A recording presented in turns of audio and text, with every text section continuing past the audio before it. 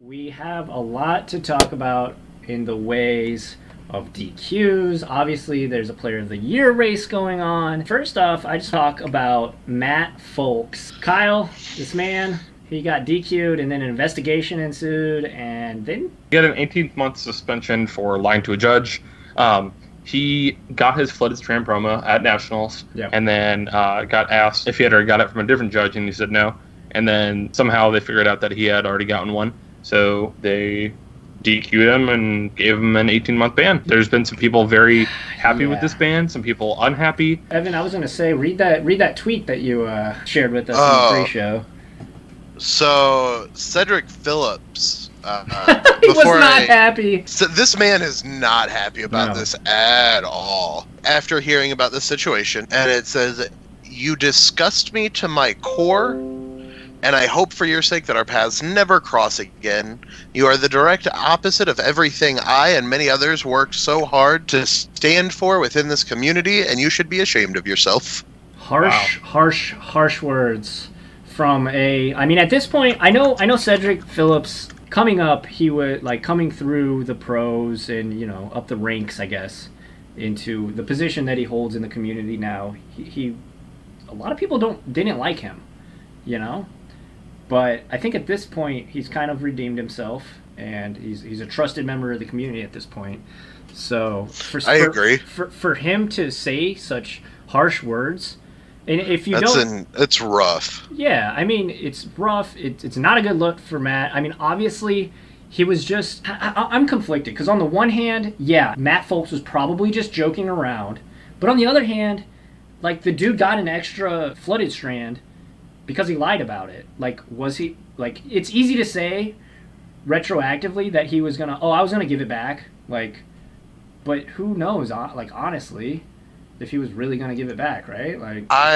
It's hard for me because obviously what he did is wrong. I can't support lying and stealing from any aspect of our community, but I don't know if I can justify a 1.5-year ban. It feels like Wizards is just trying to use this as make him an example. So yeah, I agree with that. I don't think 18 months was necessary. Could have done 6 months. He's not done 10 months. I don't think I don't think he got banned because of the stealing of the card or whatever. I know he got banned because he lied to a judge. Folks. Yeah, I mean, I see that. Do not lie to a judge. No, that is, if you lie to a judge at any level of Magic in the competitive scene, you will get banned. As long as there's an investigation that proves you lied to a judge, 100% of the time you will get banned, no matter if it was anything. And I'm not saying he shouldn't be banned, but assuming this is his first offense, I there are too many things that I've seen Wizards not step up and ban people for, that this feels like they're oh, well, we can't let another one go by. Let's stop this now. And let's ban him for, it doesn't matter how long, high amount of time. It doesn't even feel this doesn't feel like an 18-month ban offense. Right. I agree with that. No, At least not as a first offense. Meanwhile, Alex Bertoncini's top 8 in GPs. I get it. I get... It's the optics of it, right? More so than the actual ban. We all agree that if you lie to a judge, you get banned. But it's one of those things that there is a line, and he definitely crossed it. So it sucks. I enjoy. There's no denying that. Yeah, I enjoy his streams. He's a bit on the edgier side than most Magic streamers, especially in the pro ranks, on the cusp of being a top level pro, right? So he's kind of still at that point where he's still mostly known for streaming. But he was joking around, and whether you're joking or not, you live with the choices that you make in life. So yeah. All right. So what's this errata you're talking about? Yeah. So invert is a instant for a blue and a red. Switch the power and toughness of each of up to 2 target creatures. Period. End of spell. The other half of the card doesn't matter. How does Wizards keep doing this, guys? So the problem here, if you didn't know, it doesn't say until end of turn. So literally, it would be chaos trying to figure out how to keep track. And especially for new players, there's no way. There's no way. Kyle, you disagree. No, that's just weird. How this card How? has been in print through Wizards, like, privately for almost a year now. Over, because FFL is 2 years in advance, right? Yeah, but they print it at about 11 months out. Oh, sure, I see what you're saying. So, like, this has been on sheets in distribution for almost a year. How is this the first time anyone's like, oh, guess we should have caught that? Yeah, I mean, whoops. It's just, again, Wizards being Wizards. How in the world, on day 0, when it was spoiled, oh, this card's kind of cool, it's going to be doing some things in Limited, and literally, oh, wait, hold up, time out, hit the pause button, we have to get this errated, and Aaron Forsythe tweeted, yep, this card's not right, we gotta change it. So you're gonna open this in your pack, and like it's gonna be so chaotic for pre-releases and drafts for new players. Well, wait, it doesn't say that. Why? Look here, it doesn't say that. It says not till end of turn, and then you're gonna have the feel bads, and like you're gonna have to go in and be like, well, it kind of got changed, and oops, I don't know. I'm saying is, though, pick these up when they come out. They'll be a cool keepsake. Because the second printing will be fixed. I just want to know how this happens. After Skull Clamp, we gave you the one pass, and like, for those of you who don't know the Skull Clamp story, go look it up at some point, because Wizards allowed the most busted card to ever be printed. And then, like, literally the day the set came out, they're like, nope, we messed up, sorry, can't play that. Ever since then, how does this continue to happen? Well, it's happened even way more recently than that with Hostage Taker. Hostage Taker could target itself, and then you create an infinite loop where it just bing, bing, bing, bing, bing, bing, and then the game ends in a draw. Like, that shouldn't happen. They're a multi-million-dollar corporation with under the umbrella of Hasbro. Like, bruh, you can't be doing this. Is such a big oversight to me. Yeah, it's pretty rough. I agree. I don't. It's just good old Wizards being Wizards. Yep, Wizards being Wizards. I like this being the last thing we're talking about today as a Player of the Year race. Luis Savato had 3 outcomes today. He could miss the top 8, and Mansfield would win the Player of the Year race by like 1 point. He could make top 8 and lose in the quarterfinals and have it be a tie, and they would have to do a playoff. Or he would win the quarterfinals, and if he wins the quarterfinals, he's straight up just the Player of the Year. He got bodied by Andrei Strasky. Who ended up winning the whole thing, so like, you lost the person that won it, so don't feel too bad. He beat him pretty badly too. It was pretty bad. 2 straight games. Okay, so like, it's all cool, sad. I'm so excited though. Oh, the playoff's gonna be awesome. If I'm honest, I was hoping Andrei Strasky won, because I don't know if you guys got to watch the last one. It's only happened once. It was in 2010. I was about to with Guillaume Matillon and Brad Nelson. Guillaume Matillon. I'm so excited. He's like the control god. Sorry. Yeah, and he lost. Brad Nelson's the best. It's cool. Don't ever let Brad Nelson play Standard. You'll lose. He's like the man of Standard. Like, they get to pick what format it is. They get to pick the time and place. So like, there's a whole bunch of stuff on Twitter on like what they should play. People are like, old school Standard, 93, 94, vintage, competitive EDH. They're gonna make them EDH. They're gonna make them play Brawl to push the. Oh my god! So bad. That would be dope. Real talk. I would watch it, of course. I think something in between those two. I think Mansfield would like it to be Standard. I think Salvato would like it to be Modern.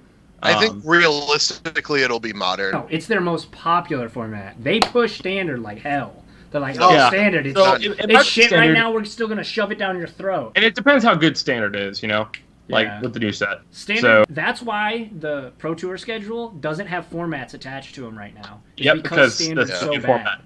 Well, no. I think it's because they're going to announce a new format, and one of the Pro Tours is going to be the new format. What? Arena. Yep. That's it. Remember Episode No, 1. no. We talked about it. No. I'm telling you, it's going to be Arena. Starting from Mario Rivals of Ixalan on. said Let's it's go. not a if, it's a when for a new format. If they announce this fall or winter that there's going to be like Origins Forward as a new set. I wonder. I'm telling you, it's going to be from Cal. I wonder forward. if that's what the announcement on the 19th could be. Ooh, that'd be hot.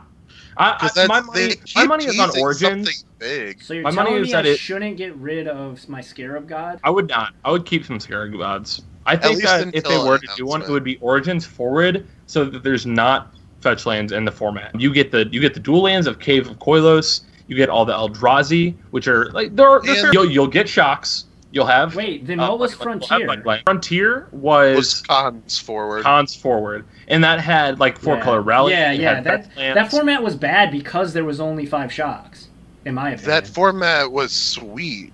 The format. I think the format was fun, but it was. It was just old standard. Like here's the issue: is like you have to find a way to make a format fun that isn't just standard from last year, because that's all Frontier felt like. Well, they have to introduce a equilibrium of mana bases too.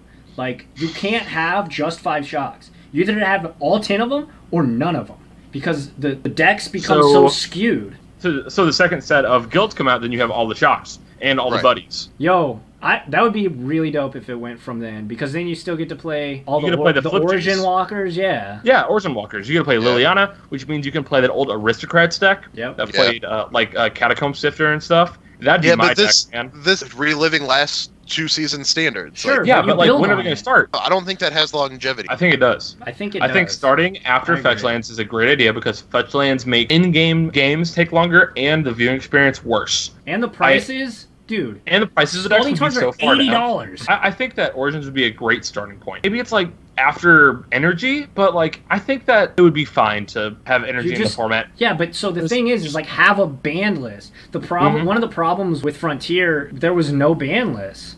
Like you had cards in Frontier that were banned in Modern. So like you create this format and you immediately are like ban Felidar Guardian, ban.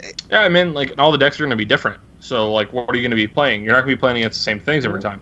I think that the amount of decks that you can play is going to be so wide that this format would be really, really fun. I'm sure whatever they're going to do, they've been testing.